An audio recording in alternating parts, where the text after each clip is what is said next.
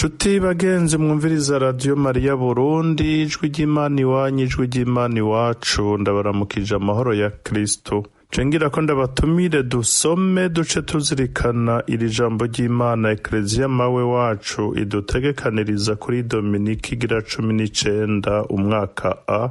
Ivyo bisomwa ni ibi: ica mbere nico mu gitabo ca mbere c'abami ikigabane ca 19 akarongo k'icenda, tugaca tuja ku ka 11 gushika ku ka 13a. Izaburi nigira 84 canke 85 bivanye n'igitabo mufise. Igisomwa ca kabiri tugisanga mw'ibaruwa Paulo mweranda yandikiye abaromani ikigabane c'icenda kuva ku karongo ka mbere gushika ku ka 5. Inkuru nziza nayo niyo muri Matayo ikigabane ca 14 kuva ku karongo ka 22 gushika ku ka 33.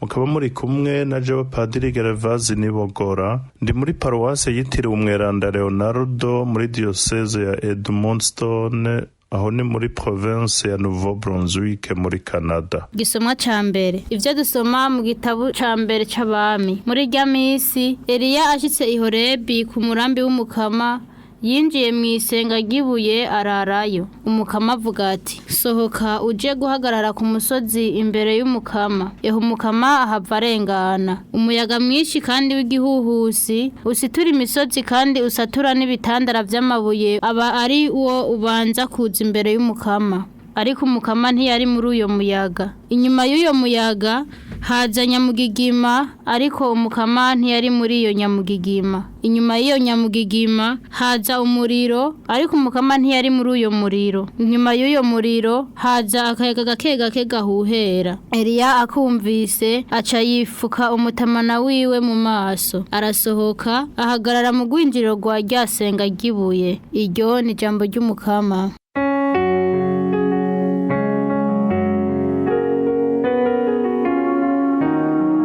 Twereke mukama ubuntu bwawe, uheze uduhurukiza rwawe. Twereke mukama ubuntu bwawe, uheze uduhe urukiza rwawe. Ndumviriza ico umukama Imana yaga. Twereke mukama ubuntu bwawe, uheze uduhe urukiza rwawe. Twereke mukama ubuntu bwawe, uheze uduhe urukiza rwawe. Ndumviriza ico umukama Imana yaga, kuko ayagira amahoro igihugu ciwe n'abayoboke biwe. Egome urukiza rwiwe ruri hafi y'abamwubaha, kugira ngo ubunaza bwibere mu gihugu cacu. Twereke mukama ubuntu bwawe, uheze uduhe urukiza rwawe.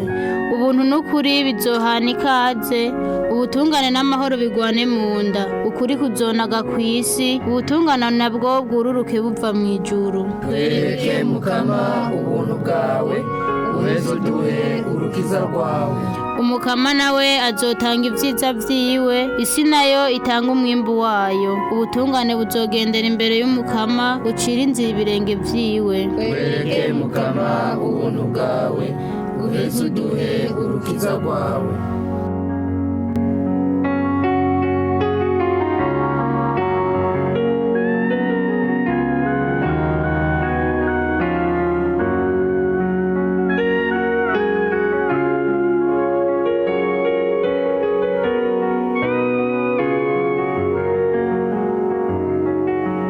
Igisomwa ca kabiri.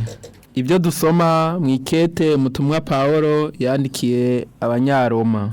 Bene wacu, mvuga ukuri muri Kristo simbesha, kandi ijwi ry'umutima wanje rirabinyemeza muri mutima mweranda.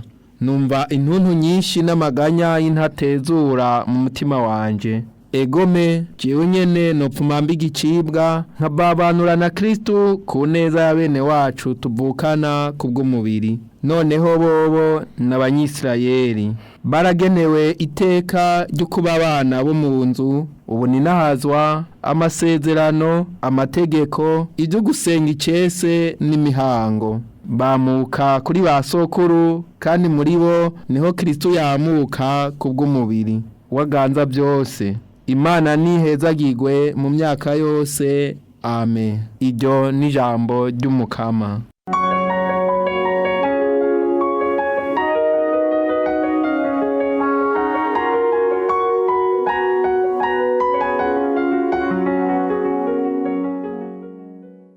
ivyo dusoma mu njiri nyeranda yanditswe na Matayo. Amaze kugwiza imikate ngo agaburire abantu, buno nyene Yesu aca ategeka abigishwa biwe ngo baje mu bwato bamutange ku nkombe yo hakurya, nawe asigara arasezera abantu.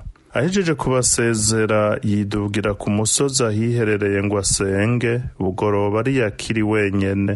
Ubwato bwari bumaze gushika mu kiyaga hagati, buzungagizwa n'ibisebuzi, umuyaga waturuka imbere yabo. Buri mu guca Yesu aziyo bari agendera ku mazi. Abigishwa babonye agendera ku mazi barakangwa, bavuga bati n'umuzimu. Ubwoba burabatekera bakoma induru. Buno nyene Yesu ababwira ati humura ni jewe ntimugire ubwoba. Petero aramwishura ati niyaba ari wewe mbwira ngo usange hiyo ngendera ku mazi. Yesu ati ingo. Petero ava mu bwato agendera ku mazi aje iyo Yesu ari. Abonye umuyaga uhuhuta cane agira ubwoba, ngo yumva atanguye kunyika, avuza induru ati ntabara Mukama. Buno nyene Yesu acaramvura ukuboko aramufata, amubwira ati muntu utagira ukwemera, icatumye ukeka niki? Bamaze gushika mu bwato umuyaga ucurahera. Abari mu bwato baca baramusenga bavuga bati nukuri uri umwana w'Imana.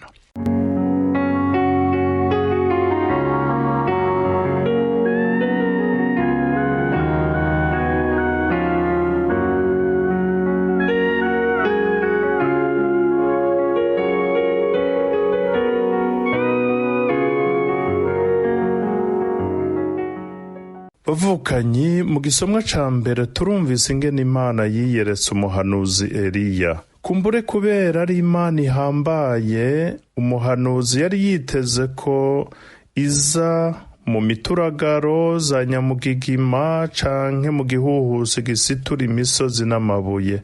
Ariko Imana yaje mu gacerera ntangere, mu kayaga gakeya kamwe umuntu yumva kumva amahoro n'akanyamuneza vyuzuye umutima.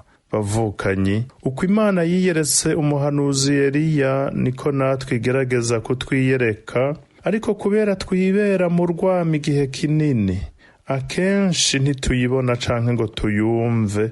Twibera mu kavuyo, ahari agacerere turahahunga. No mu buryo bwo kuyisenga tukiyumvira ko igisabisho cagenze neza, kubera carimwo induru nyinshi, urwamo rw'ingoma n'inyagara. Ariko bavukanyi, uko Imana ivugira mu gacerere niko natwe twategerezwa kwirinda induru n'urwamo rw'iyi si tubayeko. Kukaba nkako mu gihe ca none ibitubuza kuja mu gacerere bikadusamaza ni vyinshi. Urayo matelefone, amaradiyo n'amateleviziyo, induru zo mu kabare ka minsi yose, amarigara n'ibindi. Ivyo vyose biratubuza kumva ijwi ry'Imana, kuko hari uruyogoyogo Imana ntifata ijambo. Ukeneye kumva Imana urondera kwinjira mu gacerere, na cane cane agacerere k'umutima. Umuhanuzi Eliya Imana yamurungitse ku musozi wa Horebi kuyirorereraho. Yari asanzwe adatekanye ku mutima, aremerewe n'ibibazo yariko aracamwo. Kukaba nkako mu nyuma yaho atsindiye abahanuzi ba Bayali, umwamikazi Yezabeli yariko aramuhiga buhongo ngo amwice. Mbere harageze n'igihe wenyene yifuza urupfu. Naho rero Imana yamuha isango kuri uyo musozi, yashaka isubira imuremesha, imuhe n'inguvu nshasha zo gushishikara ubutumwa bw'ubuhanuzi yari yaramutoreye. Ibi vyashikiye umuhanuzi Eliya bidufashe gutegera ko ibibazo dushobora kugira mu buzima bitotuma twihebura, kuko Imana irahari ku bwacu. Ni naco cigwa gikuru iyi nkuru nziza y'uno munsi ishaka kutwigisha. Mu nkundire tuyizirikane mu ngingo nkuru zitatu. Iya mbere, ukwemera kudufasha kugendera ku mazi. Iya kabiri, gushira ubwoba tukava mu bwato tugana Yezu. Iya gatatu, kuba kumwe na Yezu mu bwato. Mpereye kuri iyi ya mbere rero, ukwemera kwotuma dutambuka ku mikuba y'amazi.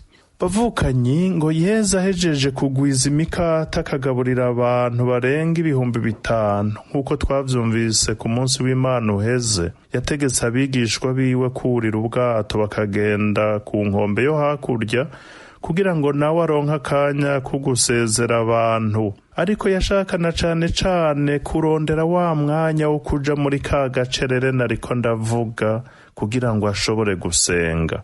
Mu gihe abigishwa bahura n'ibisebuzi vy'ikiyaga, ubwato bugomba kububika, Yezu yariko arasenga. Aha tuhategere neza. Mu gihe turiko turaca mu bihuhusi vy'ubuzima, hari aho twama twiyumvira ko Imana yaduhevye, tukidoga, tukihebura, ariko Yezu we aba ariko aratwambariza nk'uko Pawulo mweranda mw'ibaruwa yandikiye Abaromani abivuga ati Yezu yicaye iburyo bw'Imana akongera akatwambariza. Ni muri iri baruwa nyene ry'Abaromani ikigabane 8 akarongo ka 34. Mu gihe rero abigishwa bazungagizwa n'ibisebuzi, Yezu yariko arabasabira ngo ntibatsindwe, nk'uko yama ariko arasabira zina muntu wese, na cane cane abariko baraca mu bibazo vy'ubuzima bugoye, bohava batsindwa bakihebura bakikura ku Mana. Ikindi tutorengana tutavuze ni vy'iyi saha Yezu yaziyeko ngo buri mu guca. Kubera iki yaje buri mu guca? Bisigura iki? Ku muntu yaraye kw'ijoro kubera ibikorwa biruhije canke afise ibindi bimuhanze, baravuga ko mu masaha ashira ubuca aba yarushe cane, yananiwe, ataco yumva kibasha gukora, inguvu zamuheranye. Nuko rero abigishwa nabo bari bamerewe, ahaba inguvu zari zaheze hari hasigaye aha Yezu. N'uwo mwanya rero Yezu yashimye kubaserukako kugira ngo atwigishe ko kenshi hari aho twishimira inguvu zacu, hakagera igihe tubona tugategera ko inguvu zacu zifise aho zigarukira, kugira ngo ntidusubire kwihenda ngo dushoboye vyose. Hari igihe turwana tukananirwa, tukabona ko vyose vyarangiye, ari naho bamwe babona ko ata kindi gisigaye bopfuma biyahura. Harya rero buba bugira buce, haba hageze isaha y'Imana, kuko ata n'umwe Imana yigera itererana. Ariko igihe cose tuzoba tucibaza ko dushoboye, tudakeneye Imana kuko twibaza ko twikwiye kandi twikwije, Imana irashobora kutureka gucikaho amanyama dufise ahera, tukabona ko bwa bundi tutikwiye dukeneye inguvu z'Imana. Mu gihe Imana itugobotse twebwe twari twananiwe, iciza tubikuramwo nuko kenshi duca dukura mu kwemera. Muramaze kumva intahe zitandukanye abantu bagenda bashinga bavuga aho Imana yabakuye. Kumbure nawe unyumviriza ibimvuze ntiyabuze ico biciye bikwibutsa. No mu gihe rero twosaba Imana igateba kutwishura, ntiduce twiyumvira ko Imana itanezwe amarushwa canke amagorwa turimwo, ahubwo nuko ibishaka ko mu nyuma y'inguvu zacu hibonekeza ubudasa bw'inguvu zayo, kandi bice bidufasha kurushirizaho kuyemera, kuyikunda no kuyishingira intahe. Nshashikira rero ikibazo nyamukuru, kubera iki Yezu agendera ku mazi? Muri Bibiliya y'ikiyaga camye ari ikimenyetso c'ahantu hateye ubwoba, ahantu biyumvira ko haba ibihume, muri make ahantu hari inguvu zirengeye umuntu. Mu kugendera ku mazi rero Yezu agashaka kwerekana ko ibirengeye umuntu bitaba birengeye Imana. Ibihuhusi biturengera bikadubuza amahoro ntabwo bizokwigera bitugira ku ijambo rya nyuma rizokwama ari iry'Imana. Ariko rero hakaba ikiguzi natwe dutegerezwa gutanga. ukwemera konyene niko kuzotuma dushobora gutambuka kuri ayo mazi ataco twinona, ku buryo atana kimwe kizosubira kudutera ubwoba. Uko kwemera ntikuzodukingira ibihuhusi habanamba, ivyo bihuhusi bizogumaho, bizoduherekeza gushika ku kanyuma k'ubuzima bwacu bwo kuri iyi si. Ariko ubudasa nuko tuzoba dukingiwe n'uwo twemera, kuko ari kumwe natwe. Agendeye ku mazi natwe tuzoyagendera kataco twinona. Biradusaba rero kumwihweza tukamumenya.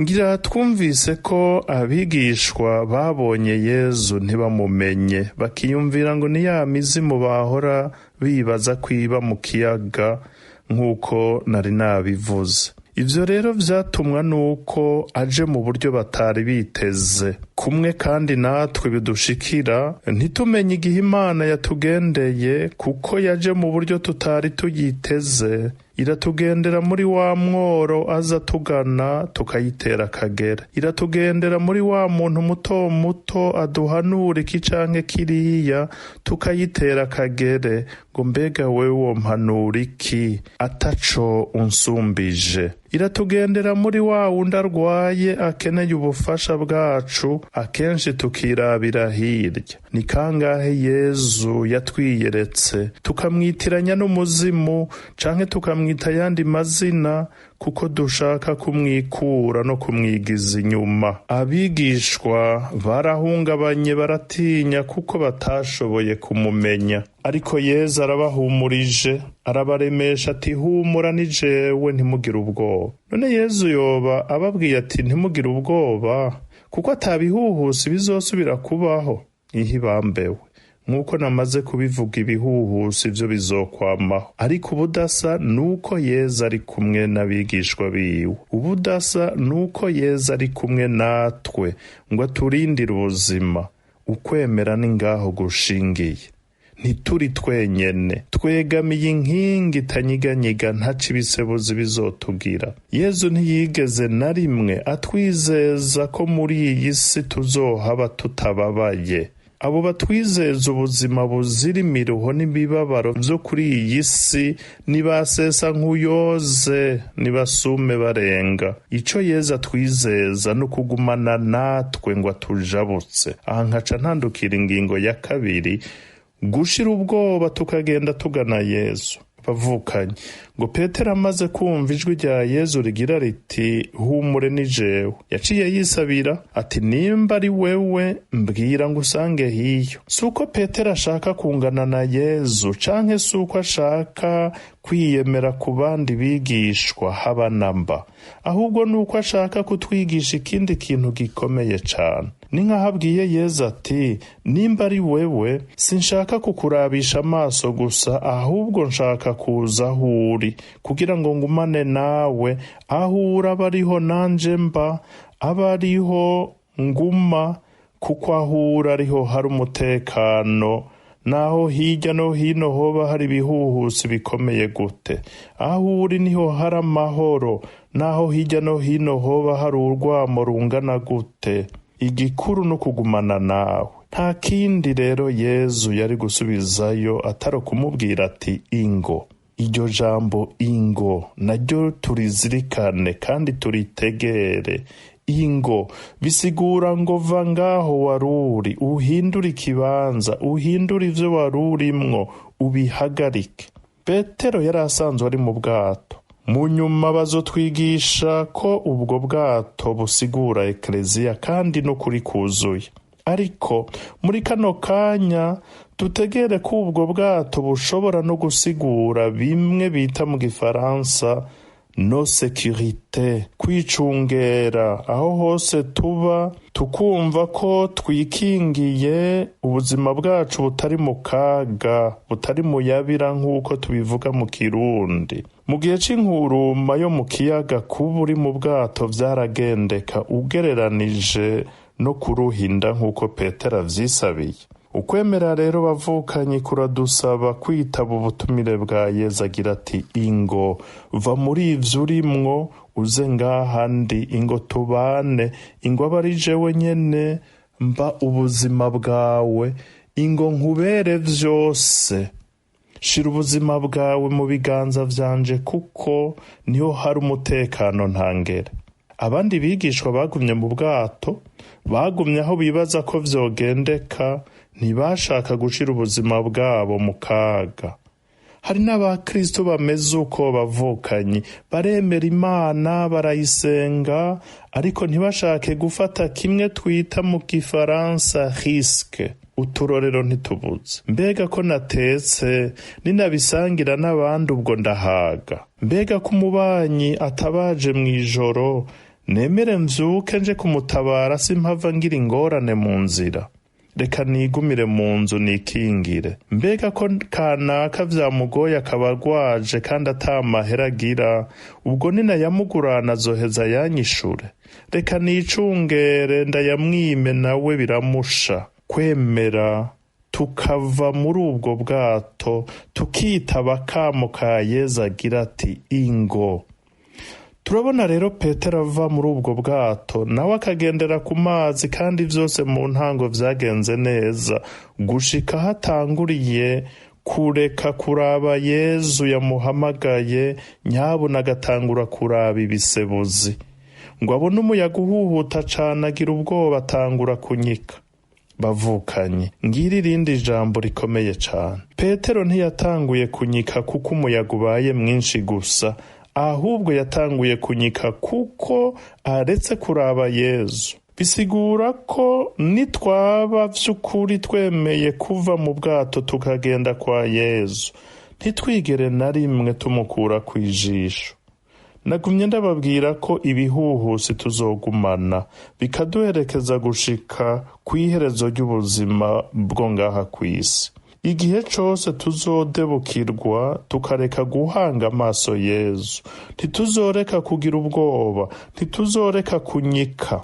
Hari abantu rero novuga ntibaramenya iryo banga, na ntaryo bama bahanze amaso ibibazo bibugarije, ntibigere bahanga amaso Yezu. Bagaca bamana ubwoba, bagaca bama bihebuye, bikanka ko bokura no mu kwemera kwabo. Akenshi bagaca bikura no ku Mana, ntibamenye ko baba basongeye isibe. Hari benshi banse gukira ibikomere kubera na ntarya aho kuraba Yezu ngo abakize, bishinga kuraba icabakomerekeje, gutyo bagaca bamana ku mutima intuntu n'intimba bidakira, bakibagirwa canke ntibamenye ko Yezu ari umukiza. Twige guhanga amaso Yezu bavukanyi, twige gutabaza Yezu nka Petero tuti ntabara Mukama. Nawe nk'uko yabigiriye Petero azoca aramvura ukuboko adatevye, adutabare. Isaha yo gutabarwa izoba igeze, kandi Yezu ntazorinda kudusambisha canke ngo aducire urubanza, kuko ikimuraje ishinga nukudutabara, kandi nta na hamwe Imana yonanirwa gushika ngo idutabare, naho hoba hasigaye akanya isase ngo dusome nturi. Ingingo ya gatatu ari nayo ya nyuma, kuba kumwe na Yezu mu bwato. Yezu ntiyabanje gutekanya ikiyaga hanyuma ngo yurire mu bwato, ahubwo yarabwinjiyemwo umuyaga ucurahera. Igitangaro rero gikuru si uko umuyaga waciye uhera, ahubwo igitangaro gikuru n'ukubona Yezu ari kumwe n'abiwe mu bwato. Kukaba nkako hari ibihuhusi bishobora guhera, ariko ntikibuze ko n'ibindi vyiyadukiza umwanya uwo ari wo wose no mu buryo ubwo ari bwo bwose. Ariko tuzi ko turi kumwe na Yezu. Iyo miyaga, ivyo bihuhusi bizoba binaniwe, birashaka bihuhute, ntaco tuzoba. Pawulo ati, haragahwa kama kanokeza buri mwanya mu kirenge, narasavye Yezu akatari gake ngo akankize. Yezu ico yanyishuye yagize ati, inema yanje irakwiye, iraguhagije. Uko niko natwa twishura ubudahengeshanya, kandi ntaduhenda namba. Ndangirize kuri aka gakuru ngo abantu bari ku rugendo bari mu bwato, hama nk'uko nyene vyashikiye abigishwa mu kiyaga hatera inkuruma, bose baragira ubwoba barihebura. Hakaba akana kari muri ubwo bwato, barakitegereza babona koko karatekanye cane, nta bwoba gafise namba. Bakabajije bati ko ata bwoba ufise gawamwa? Nako kati nogira ubwoba bw'iki kandi ari dawe ariko aratwara ubu bwato? Iryo rikaba ijambo. Nimba nawe wemera ko iyi si turiko ari nk'ubwato, ukaba wemera ko umudereva ari Yezu, wogira ubwoba buturutse kuki? Utewe ubwoba niki? Nimusigare murazirikana ico kibazo. Nanje ndabasezeye ndabasabira imigisha n'imihezagiro, mwiyamanire na Yezu muri vyose na hose. Amen.